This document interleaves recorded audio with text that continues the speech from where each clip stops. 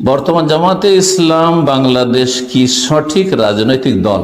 দেখেন, জামাতে ইসলাম হোক আর আওয়ামী লীগ হোক আর বিএনপি হোক আর কি নাম এনসিপি না কি বলছে, ওই ছাত্র দল হোক, এগুলো সব গণতান্ত্রিক দল।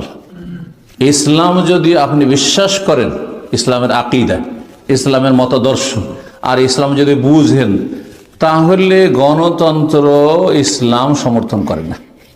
গণতন্ত্র ইসলাম সমর্থন করেন না। তার সামান্য কিছু ভালো দিক রয়েছে, প্রায় সবগুলি দিক ইসলামের সাথে সাংঘর্ষিক। সামান্য কিছু ভালো দিক রয়েছে, যেমন মদেরও সামান্য ভালো ভালো কিছুর কথা আল্লাহ বলেছেন, কিন্তু সব দিকে নোংরামি আর খাবাসাত। কথা বুঝতে পেরেছেন না?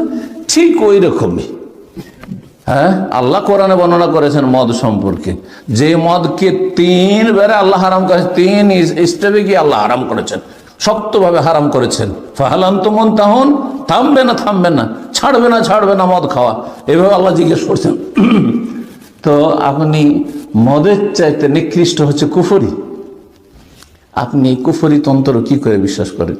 জান্নাতে জাহান্নামে যেখানে সমান, আল্লাহর ওলি শয়তানের ওলি সমান, একটা আমি আর একজন একেবারে পাপিষ্ট, হ্যাঁ পাপিষ্ট, পাপে ডুবে আছে, সে সমান। আপনি কি করে এটা সমর্থন করতে পারেন? আপনি বলুন তো দেখি। লাই আস্তাবি আসাবুন নার আসাবুল জান, এছাড়া বহু দিক রয়েছে, তো সেগুলো বলার এখানে সময় নেই। সুতরাং বলছি যে রাজনৈতিক গণতন্ত্রের কোন এই গণতন্ত্রের রাজনীতি না করাও একটি রাজনীতি। এই কথাটি বড় ওলামাদের কাছ থেকে শোনা।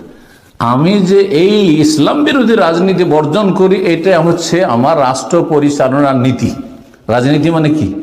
দেশ পরিচালনার নীতি। আচ্ছা, আবু বকর, ওমর, ওসমান, হ্যাঁ আলী, তারা কোনভাবে ইসলাম দেশ চালিয়েছেন? এই দিয়ে, হ্যাঁ বলেন তো দেখি। তা আপনাকে ওইটাতে যেতে কি হচ্ছে?